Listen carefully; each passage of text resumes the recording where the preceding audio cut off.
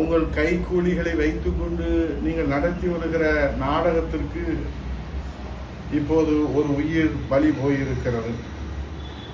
உங்கள் கைக்கூலிகளை வைத்துக் கொண்டு மாண்புமிகு முதல்வர் அவர்களே கழகத்தின் விசுவாச தொண்டர்களுக்கு ஆசை வார்த்தை காட்டி அதிகாரமும் ஆட்சியிலும் பங்கு, அதிகாரத்திலே பங்கு, ஆட்சியிலே பங்கு, பணத்திலே பங்கு, கொள்ளையிலே பங்கு என்று நீங்கள் கூத்தடிக்கிற இந்த கொடுமையை, கண்டாவி காட்சிகளை எல்லாம் பொறுத்து கொள்ள முடியாமல் தான் விசுவாச தொண்டன் தம்பி மகேந்திரன் தன் உயிரை தியாகம் செய்திருக்கிறார்.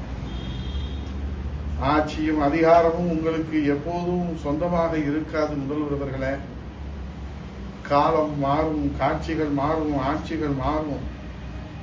மகேந்திரன் போன்ற கோடிக்கணக்கான விசுவாச தொண்டர்களை கொண்டிருக்கிற புரட்சி தமிழரையா எடப்பாடியார் தலைமையிலே மீண்டு எழுகிற காலம் வெகு தொலைவிலே இல்லை.